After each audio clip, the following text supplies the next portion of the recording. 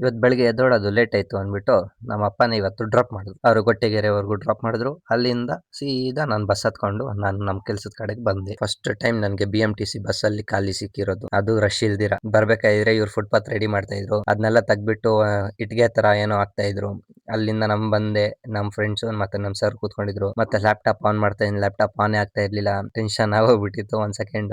ನಮ್ಮ ಸರ್ಗೆ ಪಾಪ ಫುಲ್ ಟೆನ್ಷನ್. ಯಾಕಂದ್ರೆ ಅವರೇ ಆಫ್ ಮಾಡಿದ್ದು ಅದಕ್ಕೆ. ಅಲ್ಲೇ ಡಿಸ್ಪ್ಲೇ ಗ್ಲಾಸ್ ಹೇಗೆ ರಿಮೂವ್ ಮಾಡೋದು ಅಂತ ಮತ್ತೆ ಹೇಳ್ಕೊಡ್ತಾ ಇದ್ರು. ಇವತ್ತು ಸರ್ ಹೇಳ್ಕೊಟ್ರು, ನಾನ್ ಹೇಳ್ಕೊಟ್ಟಿಲ್ಲ. ಆಮೇಲೆ ಅದನ್ನ ಚೆನ್ನಾಗಿ ಕ್ಲೀನ್ ಮಾಡ್ಬಿಟ್ಟು, ಇದು ಯಾಕಂದ್ರೆ OG ಅಂದ್ರೆ ಲೈವ್ ಫೋನ್ ಇದ್ದಿದ್ದು, ಅದಕ್ಕೆ ಒಂದೇ ಒಂದ್ ಸೆಕೆಂಡ್ ಬ್ಯಾಟ್ರಿ ಆನ್ ಆಗ್ಬಿಟ್ಟು ಆಫ್ ಆಗೋಗ್ಬಿಡುತ್ತೆ. ಯಾಕಂದ್ರೆ ಬ್ಯಾಟ್ರಿ ಅಲ್ಲಿ ಚಾರ್ಜ್ ಇರ್ಲಿಲ್ಲ. ಮತ್ತೆ ಸ್ವಲ್ಪ ಮೈಂಡ್ ಫ್ರೆಶ್ ಮಾಡ್ಕೊಂಡ್ ಬರೋಣ ಅಂತ ನಾನು ನಮ್ಮ ಫ್ರೆಂಡ್ಸ್ ಟೀ ಕುಡ್ಕೊಂಡ್ ಬರೋಣ ಅಂತ ಹೋದ್ವಿ. ಏನಪ್ಪಾ ಗಣೇಶ ಹಬ್ಬಕ್ಕೆ ಎಷ್ಟು ಗಣೇಶಗಳು ತಗೊಂಬಂದಿಕ್ಕಿದ್ದಾರೆ. ಹಂಗೆ ನೋಡ್ಕೊಂಡು ಆಮೇಲೆ ಬಂದ್ಬಿಟ್ಟು ಬೋರ್ ನ್ಯೂ ಓಪನ್ ಮಾಡಿದೆ. ಅದರಲ್ಲಿ ಒಂದು ಚಾರ್ಜಿಂಗ್ ಪಿನ್ ವರ್ಕ್ ಆಗ್ತಾ ಇರಲಿಲ್ಲ. ಅದರದ್ದು ಕನೆಕ್ಷನ್ಸ್ ವಿ ಬಸ್ ಮತ್ತೆ ವಿ ಬ್ಯಾಟ್ ಲೈನ್ ನೋಡ್ತಾ ಇದ್ವಿ, ಎಲ್ಲೆಲ್ಲಿ ಕನೆಕ್ಷನ್ಸ್ ಹೋಗುತ್ತೆ ಅಂತ.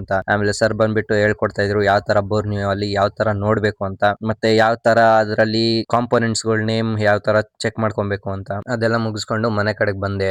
ಲೇಔಟ್ ಅಲ್ಲಂತೂ ಫುಲ್ಲು ರಶ್. ನಾಳೆ ಹಬ್ಬ, ನಾಳೆ ರಜಾ ಅನ್ಬಿಟ್ಟು ಫುಲ್ಲು ರಶ್. ಯಾಕಂದ್ರೆ ಎಲ್ಲಾ ಐಟಮ್ ಇಸ್ಕೊಳ್ಳಬೇಕು, ಅದ್ ಮಾಡ್ಬೇಕು ಇದ್ ಮಾಡ್ಬೇಕು ಅಂತ. ನಮ್ಮಪ್ಪನ್ ಬೀಡ ಇಸ್ಕೊಂಡು ನಾನೊಂದು ಬೀಡ ಹಾಕೊಂಡು ಅಲ್ಲಿಂದ ಬಂದೆ ಅಷ್ಟೇ. ಇವತ್ತಿಗೆ ಮತ್ತೆ ನಾಳೆ ಸಿಗೋಣ, ಬಾಯ್.